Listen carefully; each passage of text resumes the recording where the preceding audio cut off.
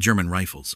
The Kar 98K. If World War II had a most popular rifle award, this thing would have walked the red carpet. Germany pumped out over 14 million of these bad boys, making it basically the iPhone of rifles. Everyone had one. It fired the powerful 8mm Mauser round with a 5-round magazine. Its bolt-action mechanism was smooth, reliable, and could work in mud, snow, sand, and probably even your grandfather's basement. The problem? While Germany was perfecting a bolt action, everyone else was moving to semi-autos. It was like showing up to a drag race with a really nice bicycle. Accurate? Absolutely. Fast? Not even close. But before the Kar 98K, there was its granddaddy, the Gewehr 98. Designed in 1898 by Paul Mauser, this rifle was still hanging around in World War II, like your grandpa showing up to a gaming tournament with a typewriter. At nearly 4 feet long, it was one of the longest infantry rifles of the war. It fired the same 8mm Mauser round that could drop someone with one shot. Although mostly used by reserve units, several variants were still kicking around, like the Kar 98A, Kar 98B, and Kar 98AZ. Think of it as the ancient ancestor that refused to retire. Polish rifles. Then there's Poland's WW2. Poland's proud little rifle that said, "I may not be famous, but I get the job done." It looked like someone took a standard Mauser, gave it a fresh coat of paint, and whispered, "Be Polish." With a bolt-action mechanism, it fired the 8mm Mauser round. Introduced in 1929,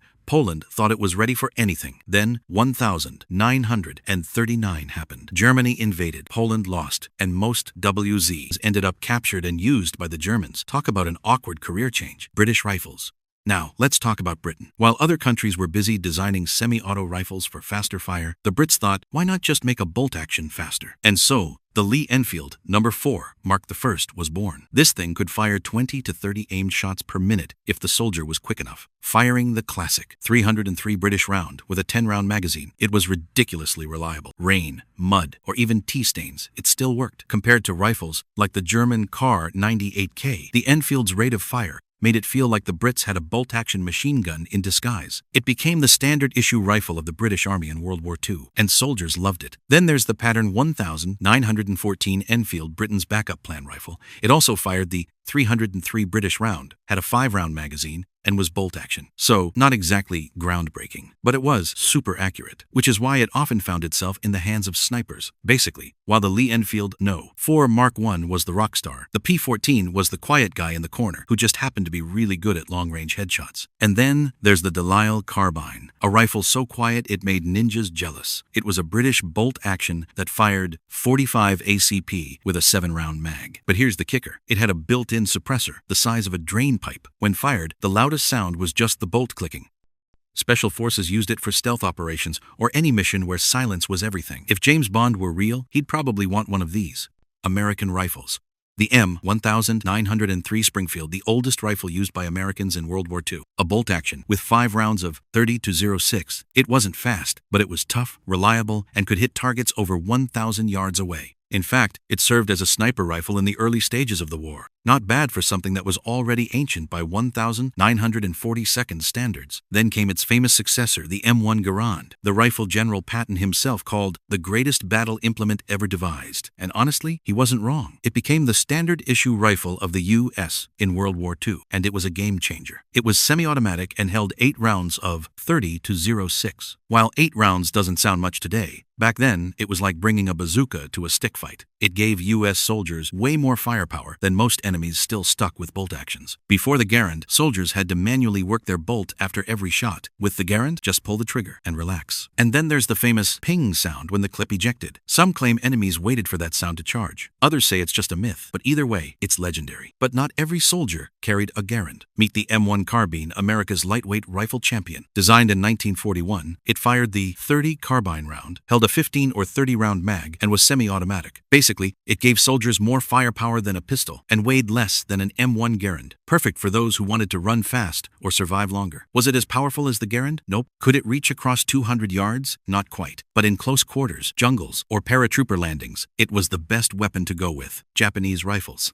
The Arisaka Type 38. It fired the 6.5mm cartridge, had a 5-round magazine, and was known for being tough, reliable, and so long you could almost use it as a pole. It was nearly 50 inches long. Japanese soldiers valued it because it was rugged and accurate, though not as powerful as some rivals. Still, it could hit targets at long range, and more importantly, it didn't break when you dropped it. Then came the Arisaka Type 99, Japan's upgrade package for World War II. Think of it as the Type 38, hitting the gym and switching to a bigger caliber. It fired the 7.7mm round, had a 5-round magazine, and was built to be ridiculously tough. Some stories even claim it was tested by dropping it out of airplanes, and it still worked. Though there's no evidence confirming that, it was definitely built like a tank. It came with an anti-aircraft sight because apparently the Japanese thought soldiers might shoot down planes with a bolt-action rifle. Spoiler alert, they didn't. Thanks to its reliability and durability, it became Japan's standard-issue rifle in World War II. Soviet rifles, the Mosin-Nagant. Built in 1891 by Sergei Mosin and Emil Nagant, they fused their names to come up with the Mosin-Nagant name. And by the time World War II rolled around, it was already old. But did the Soviets care? Of course not. If it had a barrel and a trigger, it was ready for service. The Mosin wasn't just a rifle with the bayonet attached, it basically became a pike. Forget shooting, you could poke a German from across the street.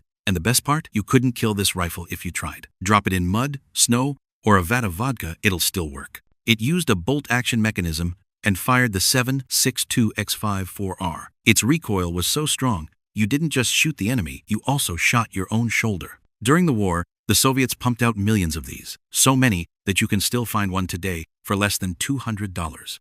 Meet the Mosin-Nagant M38 carbine, the shorter version of the Mosin rifle. Same mechanism, same power, but now in a more compact, portable package. The Soviets chopped the barrel off the Mosin, and the M38 was born. If firing the full-size Mosin was already a workout, the M38 was a nightmare.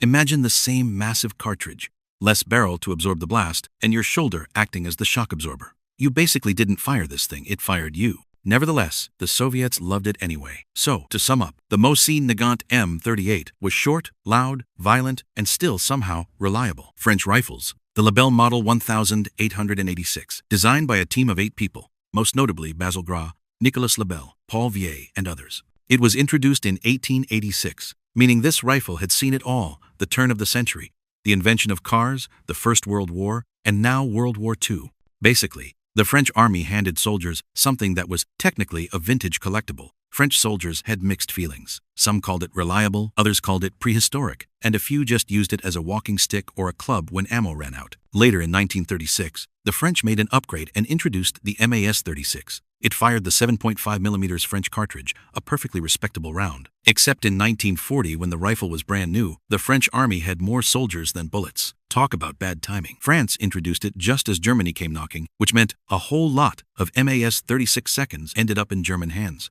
Ironically, the rifle fought more for Hitler than for France. And while most rifles of the era had a nice straight bolt, the MAS-36 had a bent one, supposedly to make cycling faster. Did it work? Sure. Did it look weird? Absolutely. Italian rifles. The Carcano M91, Italy's official battle rifle of World War II.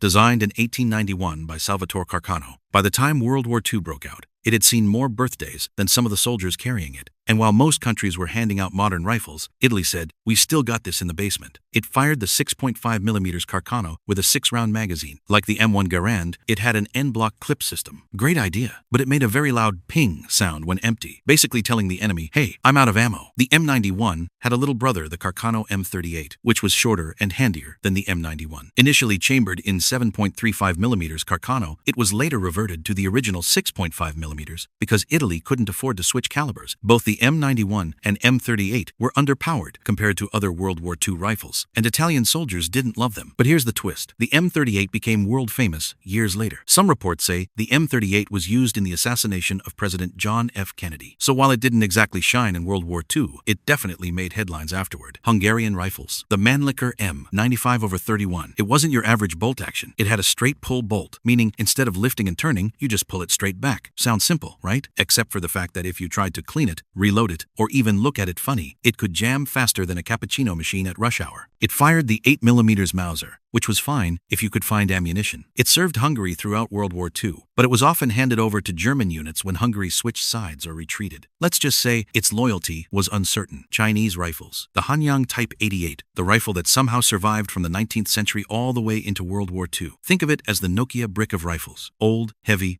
but hard to kill. It started as a German Gewehr 88 back in the 1880 seconds. China looked at it and said, "Nice, we'll take 8 million of those." And thus, the Hanyang 88 was born. Despite being ancient, it worked. It fired the 8mm Mauser round, strong enough, but accuracy was questionable. China had millions of these, but not enough bullets. Basically, soldiers had to shoot like they were on a budget. German experimental and assault rifles. The MKB-42 Germany's test run for a brand new idea, a weapon that fired a medium cartridge, the 7.92mm Kurz, with controllable automatic fire. It gave soldiers more firepower than a bolt action without the back pain of carrying around a machine gun. It came in two flavors, MKB-42H by Haenel and MKB-42W by Walther. And just like Coke and Pepsi, everyone had an opinion on which one was better. Except here, the winner evolved into the famous St. G44. The St. G44, the world's first true assault rifle. It also fired the 7.92mm Kurz round, had select fire, and a 30-round mag. In 1944, this was like showing up to a sword fight with a lightsaber. Soldiers loved it, but it did have one drawback. Carrying enough ammo to feed this thing was like packing for a weekend trip, except your suitcase was full of bullets. It influenced almost every assault rifle that came after it. Yes, even the AK-47. You can call it the great granddad of all assault rifles. Some argue the Fedorov Avtomat deserves that title. From Poland's captured WZ-29 to Germany's revolutionary St. G44, these rifles shaped the deadliest war in history. If you enjoyed this video, don't forget to subscribe to the channel, like this video, and drop a comment below.